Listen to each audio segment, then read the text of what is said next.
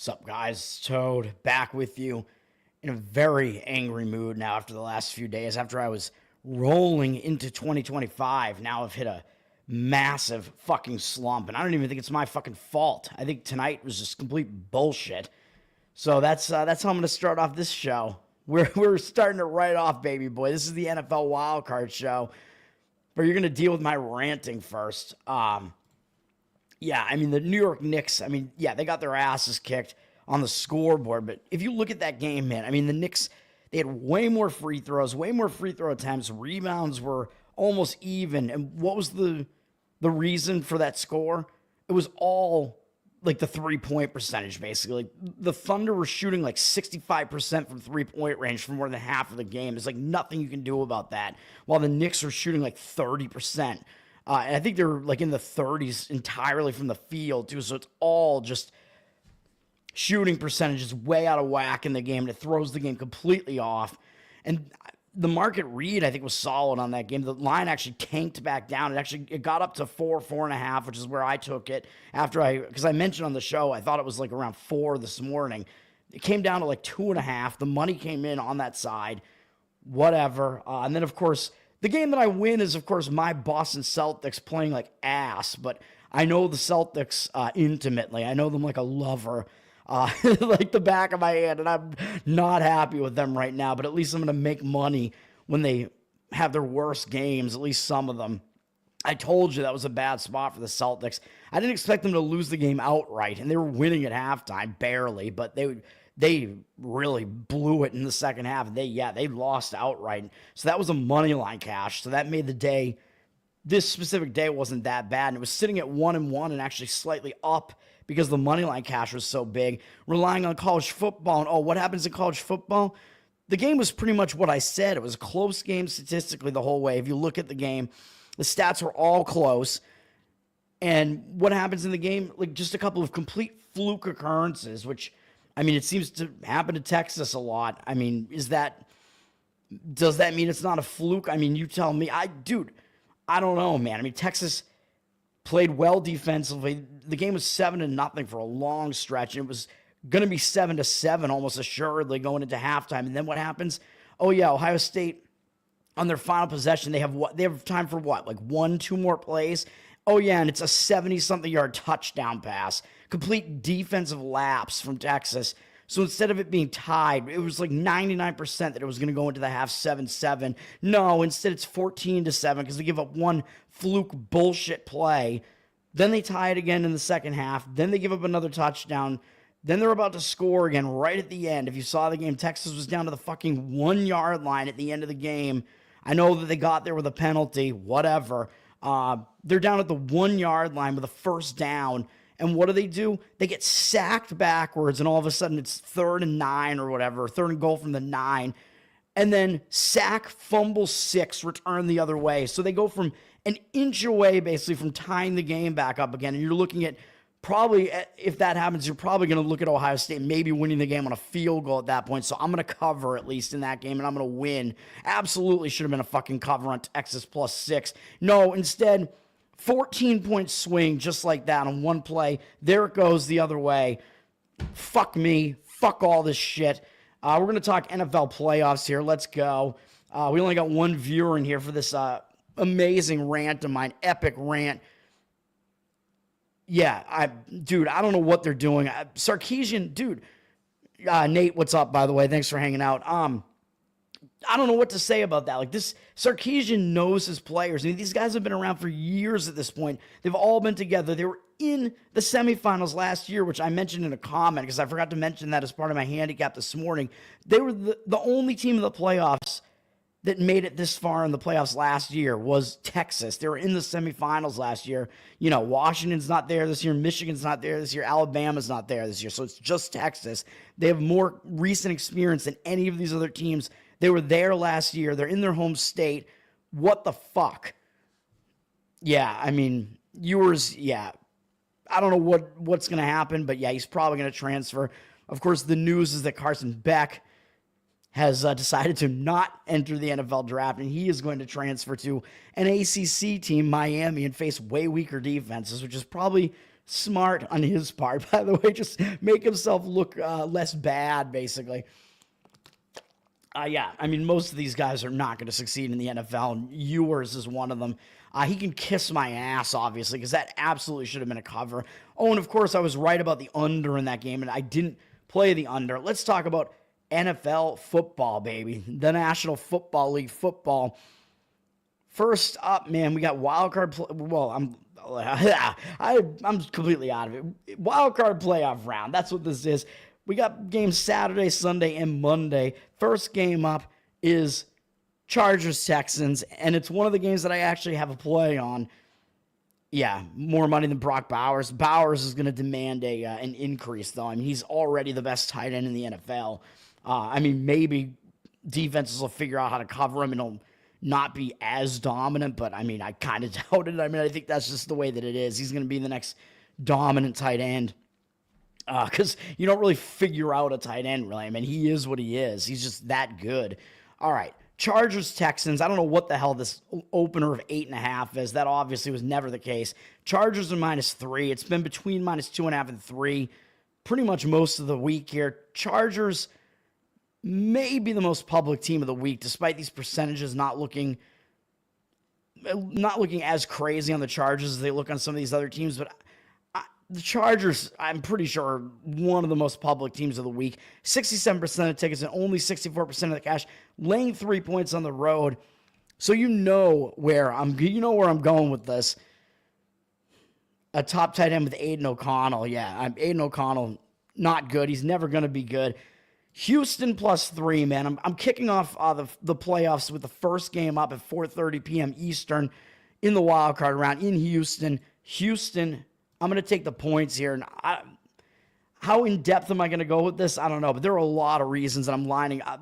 Everything kind of lines up on the Texans for me, man, except for I know the Chargers do blitz a lot, and that's like the one thing that they're good at, so they could maybe get to Stroud in this game a bit. That, and, of course, Stroud is missing some of his weapons on offense. They have a lot of wide receiver injuries on this Houston team. But, I mean, they do have Nico Collins back. I mean, I think they should have enough weaponry in a game like this. So I think this game is going to be very low scoring. So I also do like the under here, but it's down from 47.5 to 41.5 already. So I think all the value is pretty much gone from the under. I think if you were able to get it somewhere in like the mid-40s, probably that was a good play to play the under in this one, because I agree with that as well. 68% of tickets on the over, but 51% of the cash on the under. And you'll notice, I mean, in NFL playoffs, the public comes into more of an extent, and they usually play favorites and overs. So it's more likely that you kind of want to fade that sentiment. With all that public inflow of money or influx of money, the books have to skew the line a little bit. So you're getting just a little bit more value fading the public in big football games like this. But I tend to fade the public anyway. And as far as Chargers-Texans is concerned, everybody wants the Chargers right now because of the way they finished the season, man. And the Chargers, they started putting up all these really high point totals at the end of the season. 34 against Denver, 40 against New England, 34 against the Raiders. But, I mean, come on. New England and the Raiders, I mean, yeah, whatever. And, of course, the Chargers still had reason to play in these games, which I'm going to talk about in a minute, because they were still fighting to get into the playoffs, and then they were fighting for seeding. So they kept their foot on the gas pedal the entire time. Towards the end there. And then Denver, that was just a huge game for them. But if you look at the Chargers, look at their overall body of work this season, man. The Chargers, they only beat one playoff team this year, and that was the Denver Broncos. They beat them twice. Other than that, they've not beaten a single playoff team this entire year. Their wins are twice against the Raiders, Carolina, New Orleans, Cleveland, Tennessee, yeah, Cincinnati. I mean, that was, I guess, their biggest non-playoff opponent win there. And they almost blew it. Atlanta, and that's it. So and New England again. Yeah, I mean, or New England and the Raiders again. I mean, they beat Denver twice. So Chargers, well, they've had to step up in class a little bit. They have not done that well, man. Losing to Pittsburgh, Kansas City, Arizona, Baltimore, although they played pretty close against Baltimore to some extent. Kansas City twice, I should say, although they played them fairly competitively. And getting blown out by Tampa Bay, which was a game I was actually on Tampa. But the Chargers, I think they're a little bit of a misleading team, man. I think the fact that they were this hot down the stretch, mostly against bad teams, I mean, I don't think that means that much. And then you look at the Houston side of things, and Houston didn't look good down the stretch. So everybody's just not wanting anything to do with Houston. I mean, Houston's had an ugly offense all year, sure. But Houston, the thing about the last few games of the season, man, is that Houston, they clinched the division like 3 weeks ago. So they did not have that much to play for. I mean, sure, they have primetime games against Kansas City and then on Christmas against Baltimore. I mean, debatably, they did show up for that Kansas City game, played pretty close. I mean, I think it's a good sign that they only lost by 8 at Arrowhead. I mean, that's not a bad performance, obviously.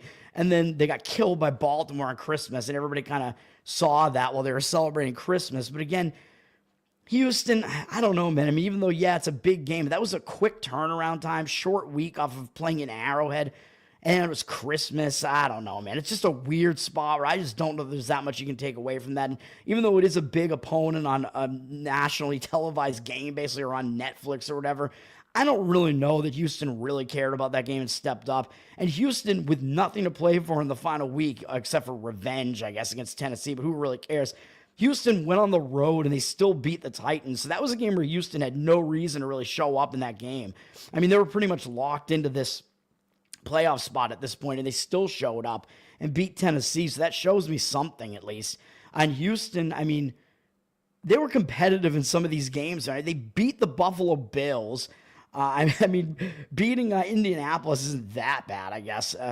Beating them twice, even. And then they played Green Bay on the road to within 2 points. And they, of course, we know they were beating Detroit on that Monday night game where I had Houston in that game, and they wound up blowing the lead and losing the game. They were winning that game 23-6 at halftime. So they actually have not done that bad in stepping up in class. But I think Houston, I think they have the better defense here. I think they can be competitive. And I think they have the experience here because Houston, they were here last year. They hosted a playoff game last year, and everybody was, even me, I was thinking that Joe Flacco was going to be the guy who was going to win that. I was like, Houston, I mean, they don't have the experience yet.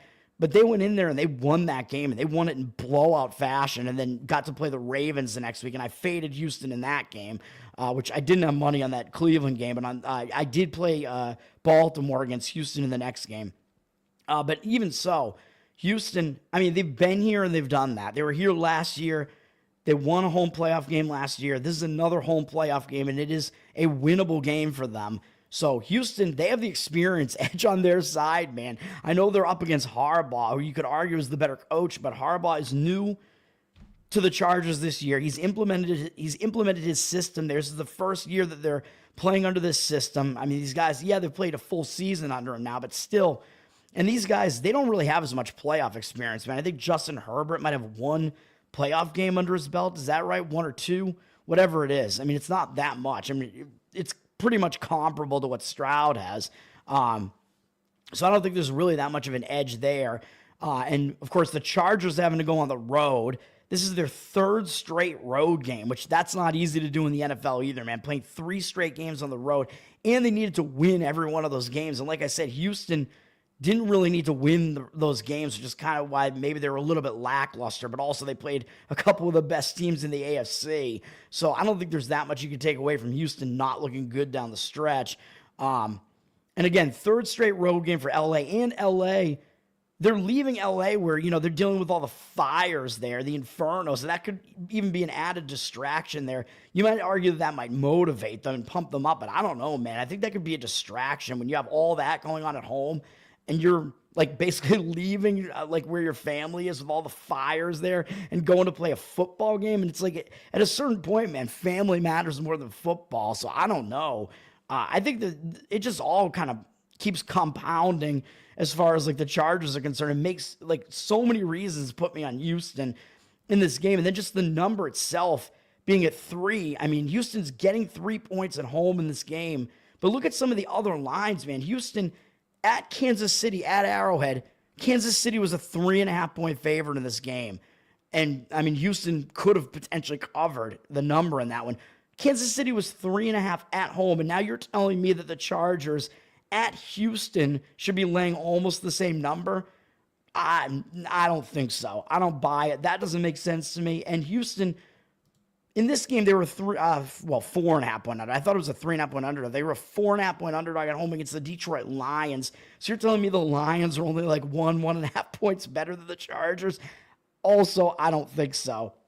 This number is absolutely too high based on recency bias. The odds makers had to set this line high because they knew the public was going to come in on the Chargers the way they've looked recently. But I'm not even sold on this Chargers offense, man. I mean, yeah, they put up a ton of points against kind of a suspect Denver defense and then up against New England and the Raiders. I mean, who cares? Houston is a better defense than that. Houston is a pretty good defense, man, and that causes them to fly under the radar because their offense has taken a huge step back this year, and they've had offensive injuries. Their defense keeps them in games, man. This defense is actually good. It's one of the better defenses in the conference, which is why they're in the playoffs. Pretty much is their defense. Who would have thought that? But that's true. You're getting actually the better defense with Houston. Like I said, getting points at home. And Houston, I mean, they've only played one game on the road recently. We just went up to Tennessee, so their travel spot is a lot better as well. So I like all of that. And then to put kind of the cherry on top here, what was the narrative last week in the final week of the NFL season between like Pittsburgh and the Chargers, and like why do these teams need to win these games? Well, the whole narrative was, oh, Pittsburgh and the Chargers, they both need to win. They both are going to try to win this game, and they both need to win because they need to avoid playing Baltimore, and they want to play Houston instead. It's like it was basically like the narrative was these teams are just going to easily roll Houston pretty much. They got to avoid the Ravens, and they got to play Houston, man. So they wanted to play Houston. I think that's going to put a chip on Houston's shoulder, too. You don't think Houston was listening to all the analysts saying that? Like, these guys want to play Houston. It's the way easier matchup. So I think that is the type of thing that also can motivate you as a team and piss you off. Oh, yeah, they think it's going to be that easy to come in and beat us here? Fuck that. So that's another added motivator for the Houston side in this one. All of it pretty much has to be lining up on Houston, man. I think it's a great play. Give me Houston +3. I mean, I don't know if they're probably going to be threes out there. If there aren't right now, it's probably going to still be at 3 at some books tomorrow as the public will get involved. I don't really think it's going to, like, I think the threes will still be out there. I mean, it looks like it's 3 with reduced juice right now, so it's 2.5 for the most part. But even so, I mean, I do think the Texans are going to win this game outright, but obviously I'd rather take the +3 on it. So that's the way that I look at that. I don't know if there's any... Was there anything else I was going to add to this one? I think I got everything in there. Yeah, Houston Texans +3, baby. Oh, and the Chargers, as far as like the under is concerned, more so than the side, the Chargers under Harbaugh, my Harbaugh kid, my Boston accent's coming back in here. They play like the slowest pace, man, the Chargers. So as far as, which is contrary to what their name makes it sound like. With Jim Harbaugh there, they really play a slow pace and try to play a possession game. So that is the one other thing, I guess. The Chargers, they don't really turn it over much. So that is one thing, I guess, that you could say that maybe the Texans won't be able to turn them over that much. I think the Texans also created a lot of turnovers. I would have to look at that. So it's kind of this weird thing, like which one of those is going to win out. Who knows? But again, Chargers, as far as the under is concerned, the Chargers do like to hang on to the ball for like a long period of time, as long as anybody in the NFL, really, and that causes a lot of slower paced games, lower scoring games. So I do agree with the under, but now that it's down to 41.5, I probably wouldn't want to touch it at that point. What's up, guys? Jameson, yes, thank you. I'm always wrong. Charles, what's up, man? Oh, yeah. Nate, yeah. Charles and Nate going back and forth there. All right, I like it. What's up, guys? The reduced juice. It's reduced juice on the -3 on the Chargers, so I'm not recommending that, obviously. I'm recommending finding Houston at +3 at some price. I mean, I probably wouldn't want to go more than like -115 on it, though, but, you know, their wives turn into pillars of salt. That's true. That's what's going on in L.A. The Chargers are on fire. Everybody's been saying that, yeah. Thank you, Charles. Yeah, Boston Toad. He might make an appearance or two. I don't know. It's not a sandwich spot. We don't have sandwich spots in the NFL playoffs, but we do have situational spots. Steelers-Ravens is the night game tomorrow. We get this divisional matchup between two teams that really know each other well. Ravens up from 9 to 9.5. 73% of tickets, 85% of the cash coming in on the Ravens. So it looks like the money is actually coming in more so on the Ravens side. 54% of the tickets and 51% of the cash on the over as well. Public seems to like the over, as they tend to do, especially seeing that last game these two teams played that was pretty high scoring. Down from 45.5 to 43.5 on the total, though. So looks like there is some money coming in on the under, and I don't disagree with it. I would agree with the under in actually both of these games, probably more strongly than any of these other games. Actually, would be these two games. I think the under makes more sense. The Steelers-Ravens game, this is a weird one, man, because, of course, these teams play each other all the time. They know each other. Steelers won the first matchup this year in a low-scoring game where the Steelers didn't even score a touchdown, and the Ravens scored two, and the Steelers still won the game 18-16 or something with all field goals. It was a very bizarre game where the Ravens lost the turnover battle. I think they won the yardage battle. So the Ravens actually did outplay the Steelers statistically in that game, and just turnovers kind of did them in. That was at Pittsburgh. Then they turned around, and more recently they played in Baltimore, and Baltimore blew the doors off the Steelers. That game was not really that close, and it was a lot higher scoring than the other game. I think it was 30-something to 17, something like that, whatever the hell it was.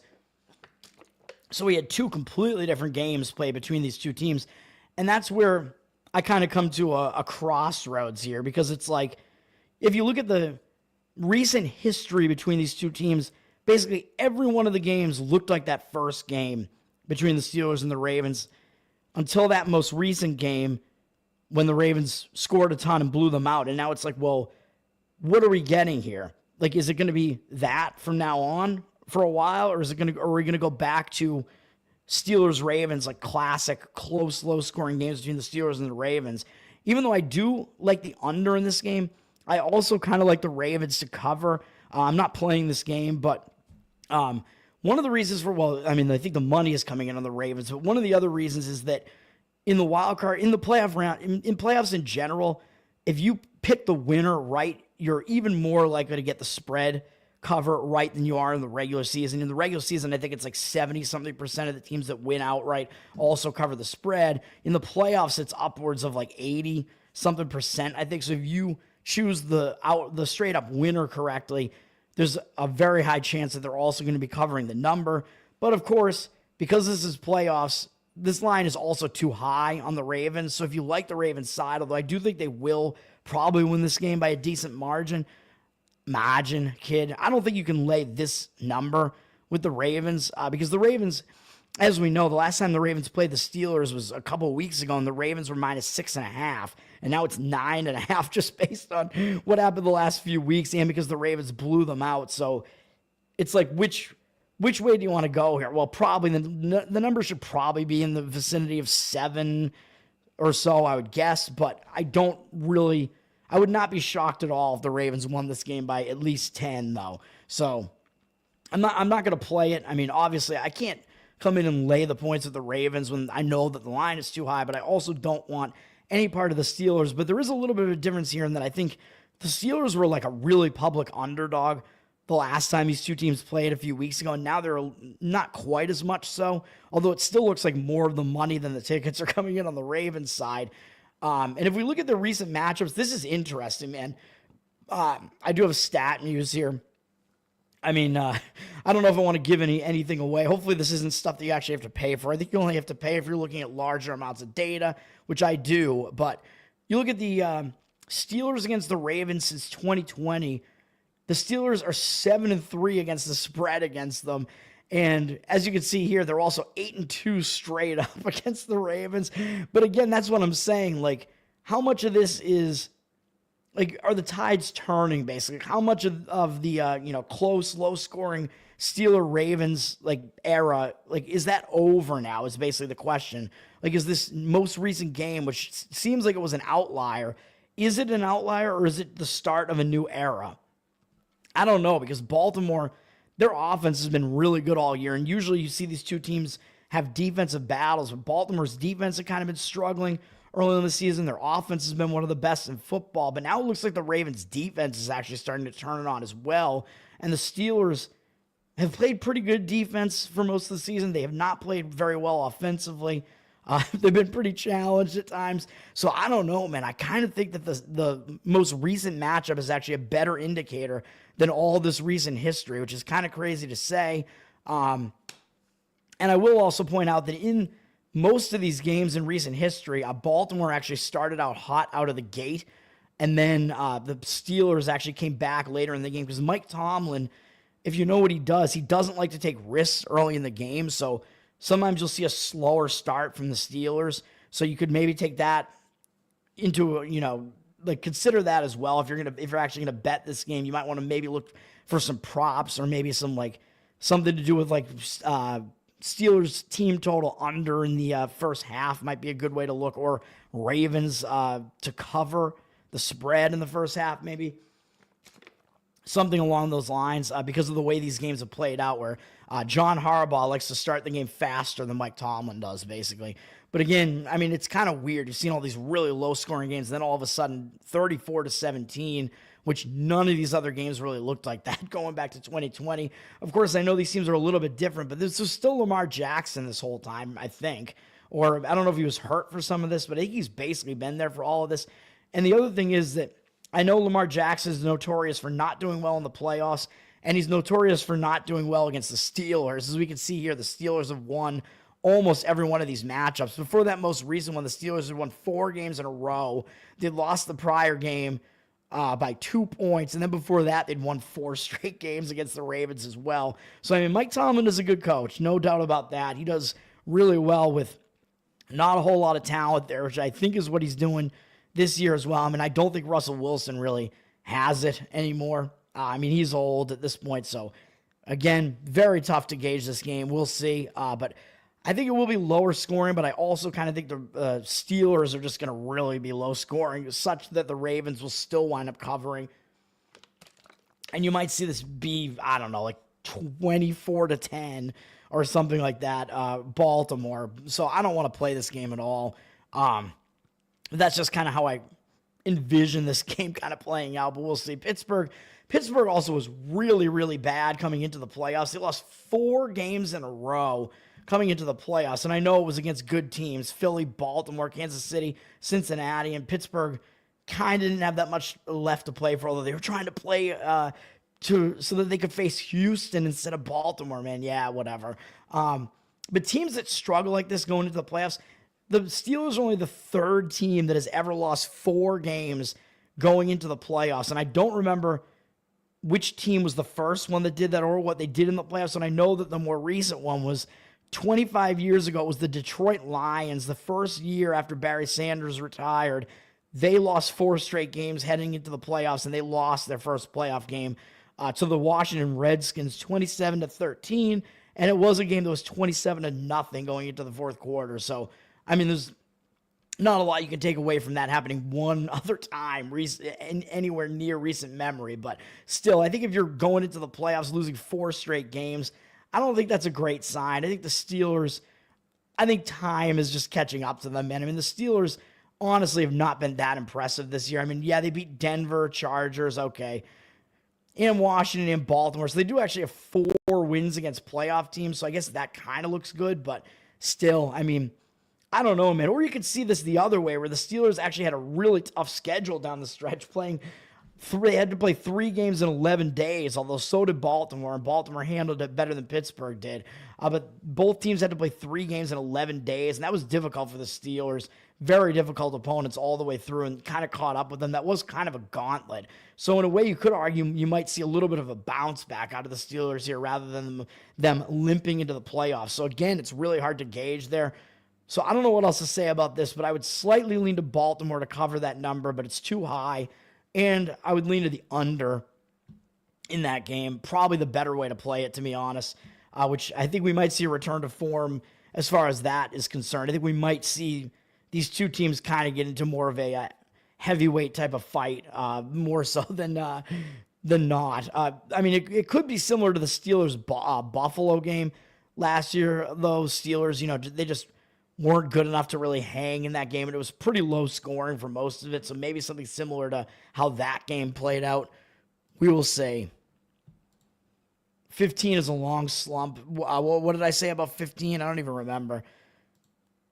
Russell Wilson is older than Clint. Not quite, but it's close. Tomlin hasn't won a playoff game since 2010. That might be true. I mean, he's done a lot with lackluster talent during the regular season, but 2010, are you sure about that? That doesn't seem right to me, but maybe it is. I would have to look that up, but... Oh, you're talking about Tomlin, 15 years. All right, I'll take your word for it. That I did not know. I mean, again, I just think... obviously, I think the Ravens are going to win this game. The question is, how much are they going to win it by? So that remains to be seen. Whew, all right, this is going to be a long video just for 6 games, man. But we go into detail on these playoffs. Sunday, we get 3 games because Sunday is still for NFL football, baby.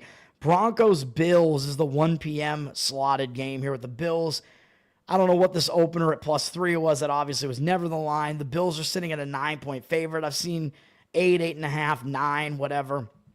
I think some books moved it to the 9 actually to kill the teaser because I think it was a pretty popular teaser play to tease the Bills down from 8.5 to 2.5, which obviously I would not disagree with doing that if the 8.5 was out there. I mean, you could basically get the Bills down to basically need to just win the game, which I do think they're going to do. Although the Bills are public, 77% of tickets and cash on them, but I do somewhat still lean to the Bills here because in this game, experience looms large, man. Let's just say that. You got a rookie QB in Bo Nix. I know he's looked good in the recent weeks, but he's going on the road to Buffalo for his first playoff game. I don't think it's that great a spot for a rookie quarterback to be playing their first playoff game and under really that many circumstances. The Bills, they've looked like a very complete team this year. I don't know. I think you could argue that maybe their defense is a little bit overrated. I know they have Von Miller there, and Von Miller gets to face his former team, the Denver Broncos, in a playoff game or whatever. And I believe Miller was the Super Bowl MVP when the Broncos won the Super Bowl with Peyton Manning there in his last year or whatever. Super Bowl 50, which that was a good one for me. I definitely won money on the Broncos as an underdog in that one. Defense over offense, baby. Even though Peyton Manning was leading the offense, the Broncos were a way more defensive team than. All right, that's too much of a tangent. But yeah, I think experience looms large, man. You got a rookie quarterback on the road and Bo Nix up against Josh Allen and a Bills team that's been in the playoffs multiple years in a row here. And the Bills have won multiple home playoff games at this point. Obviously, the experience is on the side of the Bills here. Say what you will about the Bills once they get further into the playoffs and they start having to play the Ravens and the Chiefs. It has not gone well for the Bills, and it may not go well for them again this year, but I think they're going to beat the Broncos. Again, then the question is by how much. If you're picking the winner, you're probably going to have to lean to them to cover as well. I would lean to the Bills to cover this one as well. Not a play for me. But other than that, I don't know if there's a whole lot else to say. I think experience is really the determining factor in this one. And then if you look at the Broncos' schedule, they haven't done very well stepping up in class, man. Yeah, they beat Kansas City in the final week, but Kansas City benched everyone, so who cares? Yeah, they played really well, and they beat them 38-0, and that was a win-and-you're-in scenario for Denver, but Kansas City rested everybody, so that, you can just pretty much throw that result out.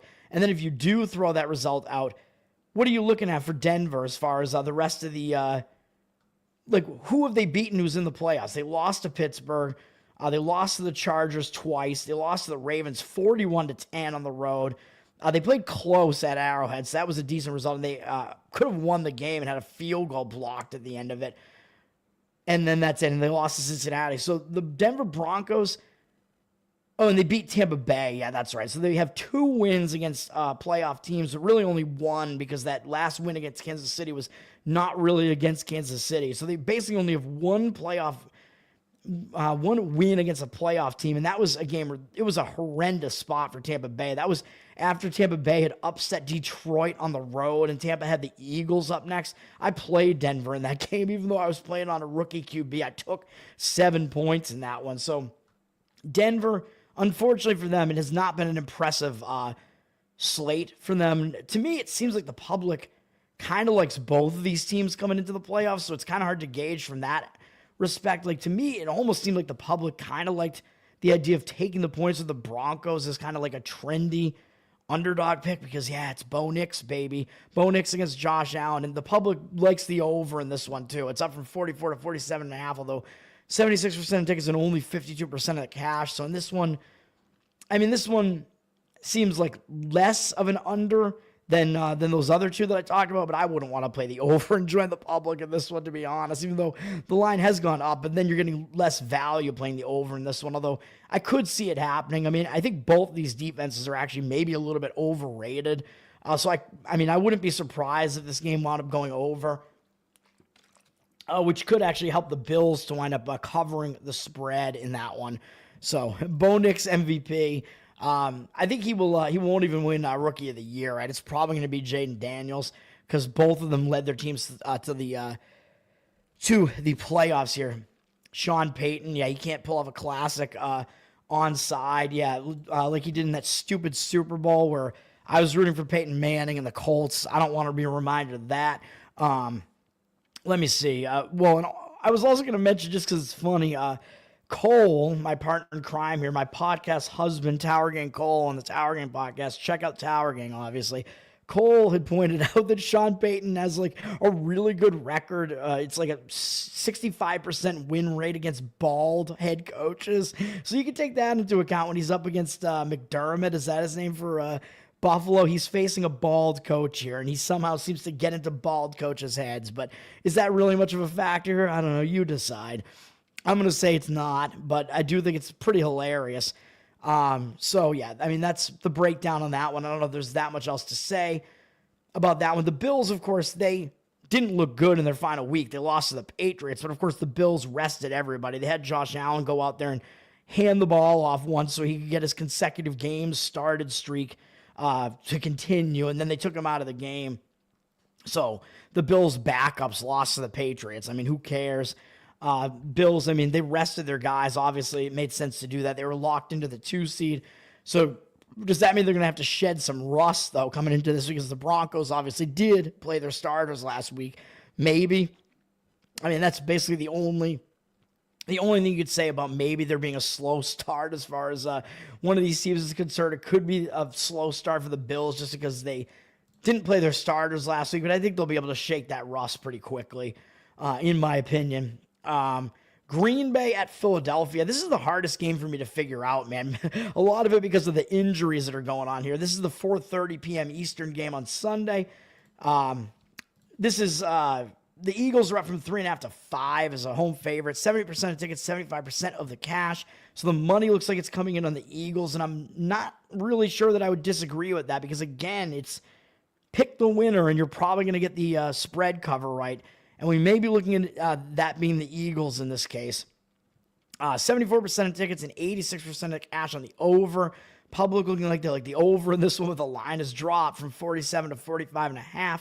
I don't really have too much of a gauge on the total in this one. I know the first time these teams played, they played in week 1 against each other, and it was a ridiculous score fest, but it was in Brazil, and if you remember that game, it was a churned up field. It was just bizarre. I actually won money on that game on the Eagles, and maybe I shouldn't have played it because it was close, but man, both running backs kind of went crazy in the game. The field was so churned up that the defenses couldn't really react that well, so that's kind of what happened in that game. So doubt that this game is as high scoring as that. I don't think we're going to get into the 70s in this game, but that being said, I don't know that the result as far as which team won that first game is going to be different this time. I do think the Eagles are the better team, as the odds makers are telling you. They are at home. But then as far as this line is concerned, what is it telling you about the injury situation? Because Jalen Hurts has been hurt. He does hurt. Jalen Hurts. He's missed, what has he missed now? At least 2 games, I think. He didn't play last week. And the week before that, Kenny Pickett started, and he got hurt. So Tanner McKee or whatever his name is came in as their 3rd string quarterback, and then he played last week, and they actually still won the game against the hapless Giants with Tanner McKee at quarterback. The Eagles still won last week. Eagles were at home, by the way, so they're not having to travel. But I don't think that really matters that much. But Eagles, seems like Jalen Hurts is going to be back. He was in concussion protocol, and it seems like he cleared it. So I believe Hurts will be back in this game, but then you might get into that kind of reverse injured player type of situation where is it going to take him a little bit of time to shed off that rust and get used to playing again? It might. So, I mean, you could potentially look for like some props in a game like this where Hurts hasn't played for a couple weeks, maybe to like go like under in like the first quarter on some Eagles props or Hurts props or something like that. I don't know. But once this game gets going and once he sheds off the rust, I do kind of like the Eagles here. And then again, the Packers, I mean, their quarterback also got injured. He got injured last week, Jordan Love, because the Packers stupidly played their starters, even though they couldn't really advance or anything. I don't think by winning that game it was basically just a battle of, I guess, to avoid having to play the Eagles. They could have wound up playing the Buccaneers instead. So that was kind of that game. So the Buccaneers are basically the Houston Texans of the NFC. And hilariously, as you probably could have guessed, I'm on both of those teams this week. Those are my two actual bets. A little bit of a looking ahead there, getting ahead of myself there a little bit. Sorry, spoiler. But yeah, the Packers wound up losing that game. I won money even on the money line. I won on the Chicago Bears, baby. The Bears beating the Packers. Of course, Jordan Love was out of that game. I think it didn't affect the spread cover, at least a 10-point line there. Jordan Love, it seems like he will play in this game. I mean, this line looks like it's lined like both quarterbacks are going to give it a go in this one. So, again, it's kind of hard to read this one. I would slightly lean to the Eagles in this one. I do think the public also likes the Eagles in this one, but in this case, it looks like the money has also come in on them, and the public may not be wrong about this one. It's a tough draw for the Packers, man, because I think the Packers are a pretty good team. They're a pretty competitive team, but having to go to face the Eagles in the first week, yeah, I mean, that's pretty difficult. And, I mean, the Eagles, they've been one of the better defenses in the NFC, man, quietly. They've played really good defense. They haven't faced that difficult a schedule, but they've almost run the table, losing at home by 1 to Atlanta. They did lose on the road to Tampa, who at least is a playoff team. And then they did lose one of their 2 games to Washington. But that was kind of a weird fluke where I think Hurts got hurt in that game. I don't know. Philadelphia beat Baltimore. They beat Pittsburgh. They beat the Rams. They beat Washington that other time. They beat Cincinnati. I know Cincinnati didn't make the playoffs. So they crushed them on the road. And they beat Green Bay, like I said, in week 1. But that was that weird Brazil game. But still, Philadelphia, I mean, they're fairly battle-tested. They're certainly more battle-tested than, like, the Chargers and the Broncos, those schedules that I went through. So, yeah, I mean, I do think the Eagles are legit. And, of course, you're looking at the Eagles have a lot of playoff pedigree here, man. I mean, this is a team that a lot of these guys were in that Super Bowl 2 years ago. So these guys are used to winning in the playoffs. And I think they might play with a little bit of a chip on their shoulder, too, because of what happened last year. If you remember, they limped into the playoffs last year, and they got just embarrassed at Tampa Bay. So maybe they wanted to get Tampa Bay in the playoffs here at some point. But, man, I think Philadelphia is going to want to redeem themselves from that ugly performance. These guys were basically all there. They did have a lot of injuries, though, if you remember. Like, Philadelphia's wide receivers are basically all injured coming into that game. And they didn't have Saquon Barkley either. So I believe Philadelphia has all their wide receivers here and Saquon Barkley, of course, in this one. So this Philadelphia offense has a lot of weapons now, too. I think it might be too much for Green Bay, man.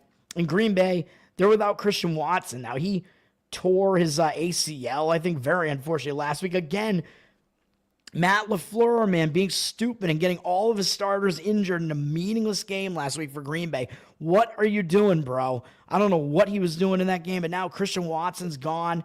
He's Green Bay's, like, deep threat, basically, so they won't have him. So they lose, like, an offensive weapon there. I don't know how significant that's really going to be.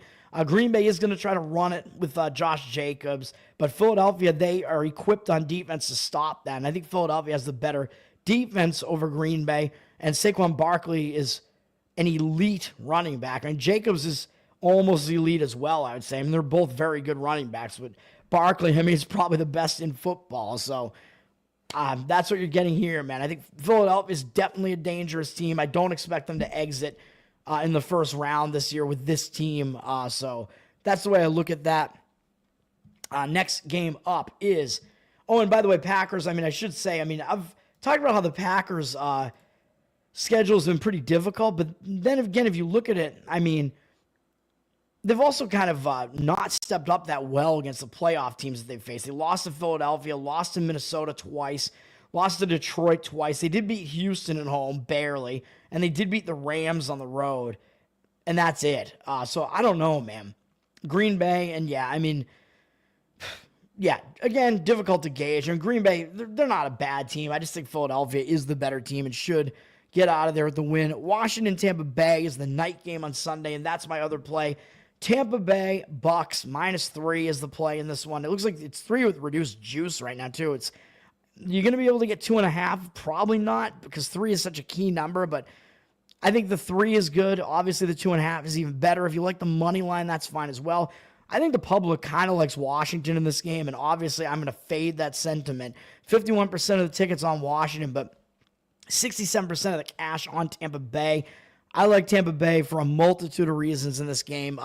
The first one was kind of what I said already, although it's not as extreme as it was on Houston, where everybody was saying the Chargers, the Chargers are trying to win to play Houston, where that was the narrative. I was going to mention that during the Chargers-Raiders game. It was like the Chargers are playing their starters because now that Pittsburgh lost, the Chargers, if they win this game, they're going to be able to play the Texans. That's what the Chargers want. They want to play the Texans. So again, that's going to, like I said, put a chip on the Texans' shoulders. There was a little bit of that sentiment in the NFC too, although not as much, but it was like, it wasn't as much discussed, but it was like Washington and the Packers they both kind of tried to win those games, man, and Washington actually did win their game, even though they pulled Jaden Daniels halfway through the game or whatever and put Marcus Mariota in against Dallas, and I still got the cover on Dallas. Should have gotten the win, but Mariota led them to a winning touchdown, whatever. But both of those teams, Washington and Green Bay, kind of tried to win. And once the Packers lost, Washington had locked up the 6th seed, I believe. So that might have been why part of the reason why they pulled Daniels. But both those teams were trying to win. And why were they trying to win? Well, it wasn't, like I said, it wasn't really as explicitly mentioned as the Houston scenario, but they were both trying to play Tampa instead of the Eagles, man. I mean, we do know the Eagles are the better team, but still, if you're trying to play the Buccaneers, that's going to put a little bit of chip on the shoulder of the Buccaneers too, man. Oh, you wanted us instead of the Eagles? Well, good luck, boy. And again, the Buccaneers are also the only team that is a public or an anti-public favorite in this case. I think Washington's a public underdog to a bit of an extent in this one. So you know what I say about public underdogs.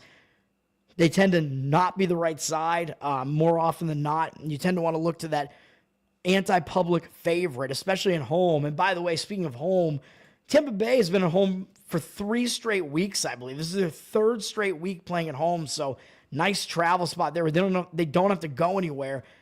And they basically already played what is effectively a playoff game because they had to play last week in a game that was must win pretty much and win and you're in because they didn't know that Atlanta was going to lose until like the final minutes of that game. So Tampa had to win against New Orleans. So that was a playoff style, playoff atmosphere of game there. So Tampa already kind of has a game that's at that level of pressure out of the way and under their belt, and they won it. So they have some momentum for that reason too. So I like that as well. You kind of get those nerves out of the way. So that's good as well. And Tampa didn't even look good in doing it. People are going to knock them for almost losing to the New Orleans Saints. Oh my God, they were losing most of that game. It was a 1-point lead for Tampa, like very late in that game. So they didn't look very good, whereas Washington put in their backups and still beat Dallas. So people are going to knock Tampa Bay more for not looking good at home against the Saints than they're going to knock Washington for winning on the road at Dallas. So there's that coming into play here in Tampa. They also have the experience factor, man. As I was mentioning with Bo Nix, I mean, this is a rookie quarterback for Jaden Daniels having to go on the road and play his first playoff game. And I know he might be rookie of the year. He had a good rookie season, but man, Washington, I don't know, man. I think it's going to be a struggle for him. They did actually play at Tampa in week 1, although, of course, that was his first game, and they lost 37-20. Of course, Tampa had fewer injuries then. We know Tampa does have some injuries now, most notably Chris Godwin is not there for Tampa anymore, but for the most part, Tampa's fairly intact now. I mean, they have some defensive injuries. Yeah, all right. And they lost one of their better wide receivers, but other than that, for the most part, they're pretty intact. So it's not that much of a different team coming into this. And Tampa was like a 7.5-point favorite in that one, and now they're 3. So, I mean, Godwin alone doesn't shave 4.5 points off of the line. But, of course, we didn't know that Washington was going to be that good back then. So where does the reality lie? Well, the reality probably lies somewhere in the middle there, would be my guess. So I think that you are getting a bargain laying under a field goal here. Washington, again, like I said, I'm not really that impressed by their slate of opponents either. They beat Cincinnati in a big Monday night game early on where, again, Washington's defense didn't do very well. Washington's defense is pretty bad, which I'll mention again in a second. But, yeah, Washington, as far as that's concerned, yeah, I mean, they won. But Cincinnati also had a terrible defense this year and was kind of in disarray, especially to start the season with all those holdouts and Joe Burrow coming back from injury and whatever. It was all kind of a mess for Cincinnati early on. Yeah, Washington, and then what else did they do? They lost to Baltimore on the road, although only by 7. They played okay in that game. Other than that, I don't know, man. I mean, they lost to Pittsburgh. They lost to Philadelphia. And then they did beat Philadelphia. But so Washington, let's think about it like this. They have not beaten a single playoff team who had their starting quarterback playing in the game. Because when Washington beat Philadelphia, Jalen Hurts was out of that game. So Washington I think they made like a weird comeback and won that game against Philadelphia. So that was their one win over a playoff team. And other than that, they have not won against a playoff team all season. And that was the one. And it was a team without their starting quarterback. So that's not that great of an indicator there for Washington. Like I said, they're going to have less experience because they got a rookie quarterback going on the road here. This Washington team hasn't been to the playoffs for probably about a decade, so they're not used to this, which you might say, well, that means they're going to play loose. They're playing with house money. They're going to be free-rolling, I guess, but they're playing up against a team that really wants to win as well. This is the playoffs, man. In Tampa Bay, they were here last year. They won a playoff game last year in the stadium. I believe they won against Philadelphia last year. They got to the next round. Tampa, they want to do that again. They want to keep going. They're used to this. Baker Mayfield there, I mean, he's got some playoff experience. I think he has does he have at least 2 playoff wins now? I seem to remember him beating Pittsburgh when he was on Cleveland, I think. I think he got 1 win when he was on Cleveland in the playoffs, and then they wound up losing to the Chiefs. You can correct me if I'm wrong about that, something like that. But I think he does have a couple of playoff wins. He's got a few playoff games there, so he's definitely the more playoff experienced quarterback out of the two. So you have that going for the Tampa Bay side as well. And Tampa, they just, I think, have the better team in general, man. Tampa has the way more balanced offense. Washington has not been able to really get the ground game going this year. I know they've had some injuries to like Brian Robinson or whatever, and Austin Eckler. I mean, he hasn't totally worked out either. Washington really has not gotten it going as far as the rushing attack is concerned. They could become a little bit one-dimensional offensively. In Tampa Bay, they stop the run pretty well. I know they struggle against the pass, and Washington does like to throw the ball. But if there's not even that threat that Washington's going to be able to do that much on the ground, that's not good because then Tampa Bay knows that Washington's going to be trying to throw the ball. So that's not good as far as Washington's concerned either. And Washington, as I was alluding to, their defense is probably the worst defense out of the entire playoff slate. I mean, I think it's not even actually that close. Excuse me. I think Washington by far actually has the worst defense in the playoffs. It's one of the lower defenses in all of the NFL. And Tampa, they have a really balanced offensive attack, man. It's not just Baker Mayfield and Mike Evans. Tampa kind of quietly has gotten a really good ground game going this year, so they actually can beat you multiple ways on offense, and especially against a Washington defense that's not very good. Tampa should be able to get the running game going in this game, and that should open up things for the passing game. Their offense should be able to have a balanced attack in this one as well. So for all those reasons, give me the Tampa Bay Buccaneers -3. Or you can play it, money line or minus, I don't know, -2.5. You might have to pay too much for it. And then we got Monday night. I mean, this is the game of bullshit, basically. Minnesota at the Rams, although it's no longer at the Rams because of wildfires, as you see here, as we know, because it's unsafe. I'm getting kind of sick of this, man. Culture is just degrading to such a degree that, we have a terrorist attack. We have to move the Sugar Bowl in New Orleans. We have infernos raging in LA. We got to move an NFL playoff game, which I want the Rams to win this game because I've been saying that the Vikings are kind of fraudulent most of the year. So I don't like that the Rams are going to have a little bit less of an edge in this one now that they're not playing at home. However, the game was moved to Glendale, Arizona, so I believe this is at the Arizona Cardinals Stadium. So at least it is still a stadium that LA plays in every year, if that's the case. They do have to play at Arizona every year. So they are still used to it. They just have a slight edge in this stadium. It is closer to LA Sure, and it's, a stadium they're more familiar with. So that's what you can say about LA. So they, I guess, still have a little bit of an edge in this stadium over Minnesota, but certainly not as much as they would in LA. And of course, LA actually beat Minnesota in LA earlier this year. Minnesota, I mean, they're still having to go. Well, I guess they were going to have to go to the Pacific time zone. Now they're having to go to the Mountain time zone. This is going to be 8 p.m. Eastern on Monday. It's Monday Night Football. So Minnesota having, I think, one time zone less of a difference here, that actually kind of helps Minnesota as well. Because I think going to the Pacific Coast, that was part of my handicap when Minnesota played LA the first time. Minnesota, I mean, they lost that game. That was one of their only losses this year. And they were coming off that huge battle against Detroit and having to go out to the Pacific Coast. So I played the Rams. Quick turnaround time, too, because it was a Thursday night game. So that was a really difficult spot for Minnesota.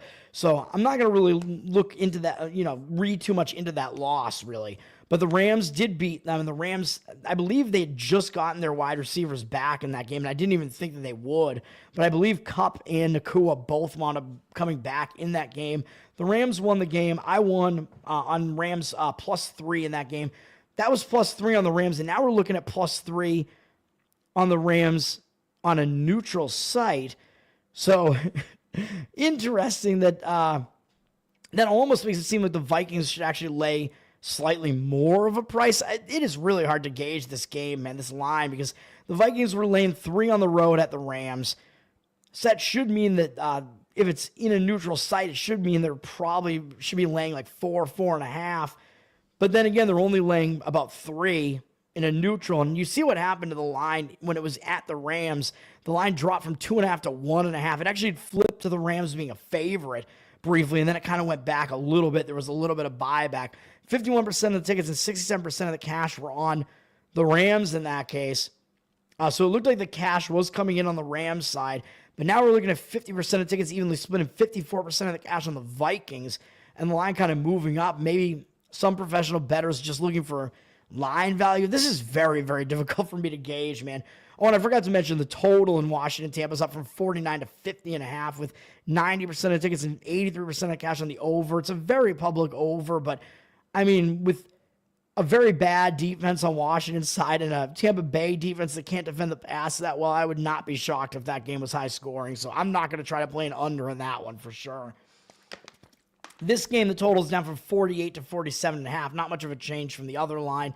85% of tickets on the over, but 78% of cash on the under. So it looks like some money is coming in on the under in this one. And I might not necessarily disagree with that. I mean, I think the perception of this is going to be, oh, it's the Vikings and the Rams. I mean, they both have a lot of offensive weapons, so play the over. But maybe that is not going to be the right way to look at this. And these teams did put up 50 the first time they played, but they're not going to be playing in a dome this time, although they are playing in, I believe it's still a roofed stadium, though, in Arizona. But whatever. I mean, I don't have much of a read on the total in this one. As far as the side, I think I still would slightly lean to the Rams as far as the side is concerned, even though I know the market is kind of moving around. But I don't really want to try to read that much into the market. The Vikings, man, I mean, I just think the lack of playoff experience, especially as far as Sam Darnold is concerned, I think it might catch up to them, man. I've been saying I don't trust this Vikings team, even though I know they have a lot of offensive talent. Their defense has been playing pretty well this year as well. They blitz a lot. That's the one thing, which I'll talk about that in a minute. But the Vikings, I think they really came crashing down to earth with this loss against Detroit, man. I mean, that's a game they really stepped up for.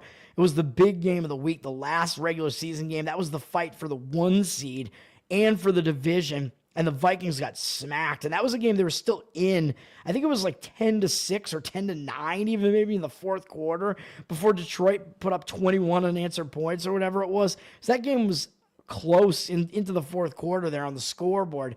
Detroit really played well defensively. But that's the type of game that, man, I mean, that could really kind of send you back to reality and send you spiraling a little bit.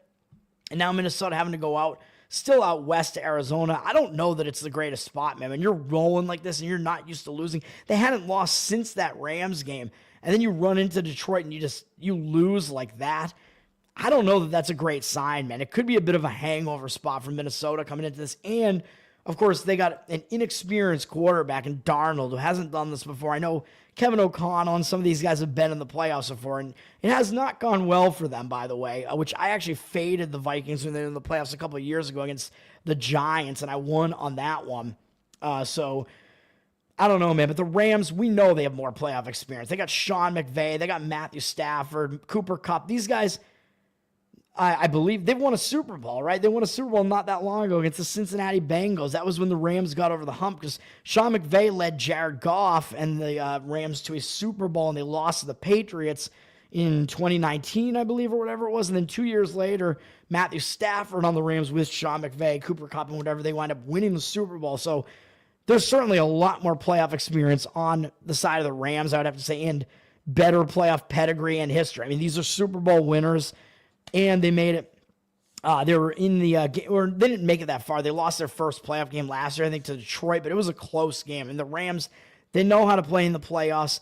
They got all their guys back. They're ready to go. They got Kupp. They got Nacua. The Rams, they kind of rested everybody in their last week, man. The Rams lost to Seattle, so people, I don't know if people are going to knock them for that, but the Rams, they were getting ready for this game, man. They just rested everybody. And yeah, they looked like they were going to stay at home for the third straight week, but now they're going to Arizona. But again, it's not an unfamiliar venue for them, and they may want to redeem themselves because last time they played in the stadium, they got smacked by Arizona 41-10, which was a game I was on because the Rams played really close against Detroit the game before that. They had San Francisco up next when we thought San Francisco was still good.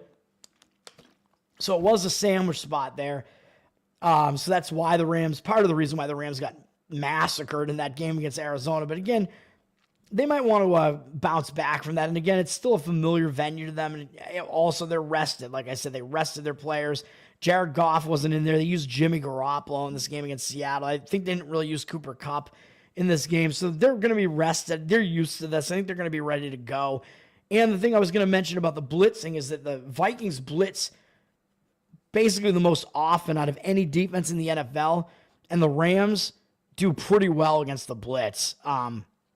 The Rams are able to, they throw a lot of like short passes, a lot of quick screens to their wide receivers there. So the Rams, they're able to defeat the blitz pretty well. So that might not be good for Minnesota either. The matchup, as far as Minnesota being very blitz heavy, I don't think they're going to change that. But the Rams know how to beat the blitz. So that's one other aspect of this as well coming into play here. And yeah, the Rams, their defense has been very suspect though. That is one issue. I've been worried about the Rams defense all year pretty much. I've been shitting on them, but at least what you can say is that the Rams defense kind of started, oh man, I'm about to sneeze, kind of started turning it around somehow in these games here against San Francisco, the Jets, Arizona. It looked like a completely different team. They started finally actually putting in some defensive efforts. I don't know.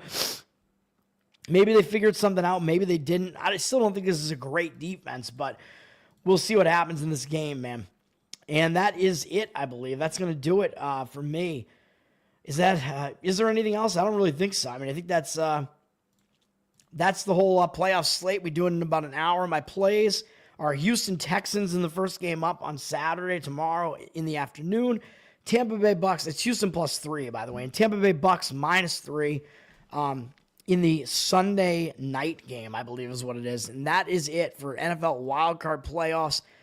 Thanks, guys. My favorite Super Bowl food, it's got to be wings, man. I mean, wings is too much of a classic, and you know I like hot sauce, so you can use all different kinds of hot sauce on wings, man. It doesn't really matter. Chicken just goes with football, man. It's got to be either fried chicken strips or chicken wings. Either one of those. You can't go wrong with that, and you can mix and match all these different sauces. That's the way to go.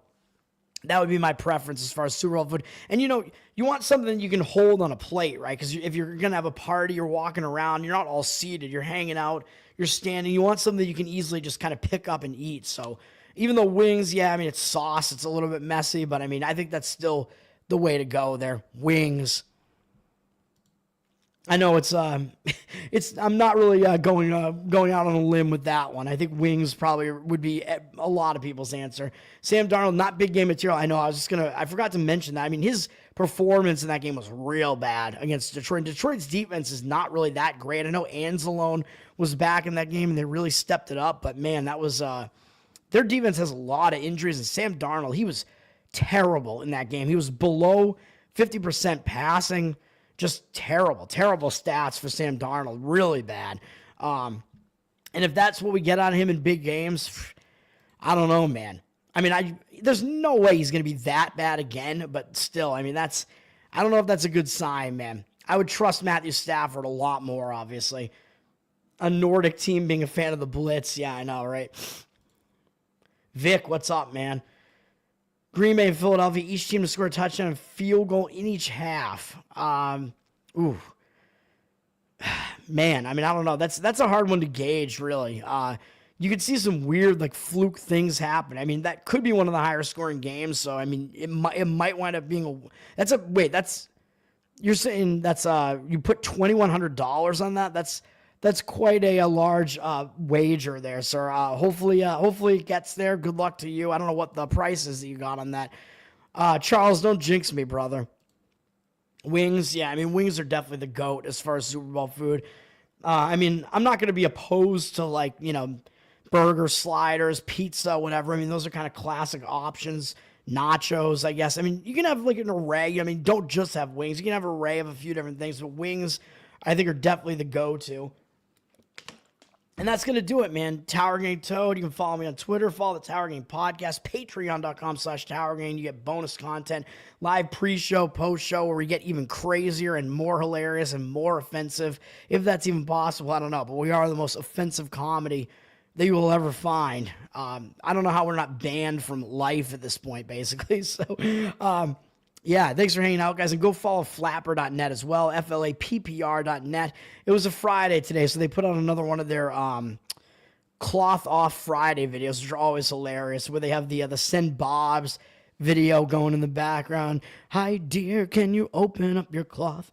And they just have a bunch of videos and hilarious videos of chicks with bouncing titties and with, like, Trump mixed in or whatever, and saying things that sound really bad out of context or whatever. Go follow those guys. They are the purveyors of the world's finest smut blog. They talk about ladies, and they do talk about football as well. That's going to do it. Tower Gang Toad. Tower Gang once again. If I'm feeling up for it, I will do the college basketball handicapping now and try to look through the entire slate. College basketball Saturday is so much work, man, to run through that whole slate. Should I try to do it and come back at around 2 a.m. Eastern and actually do the college basketball show so I have less to do in the morning? I don't know, but stay tuned. Make sure you're subscribed to my channel here, and make sure you get the alert. So if I am going to go live in about an hour, you'll get that alert and you'll see it, and you'll be really at degenerate hours with me there if I'm talking about college basketball that late. That's going to do it for now. Peace out. Until next time. Tower Gang Toad. Thanks, guys. Yeah, Charles, get in that mailbag. We only read, like, a few every week, though, and we always read Mark Vestibule, so you got to be one of the, like, quick. You got to get in there quick. You got to get one of the first ones in there, and then there's a chance that we're going to read it. All right. And, yeah, to do that, subscribe to the Patreon as well, and that's in the Telegram with us. Once you subscribe to the Patreon, there's a link to the Telegram. A lot of fun, a lot of craziness goes on in there, and that's where the mailbag submissions go. All right. Peace out for now, guys. Thanks, guys.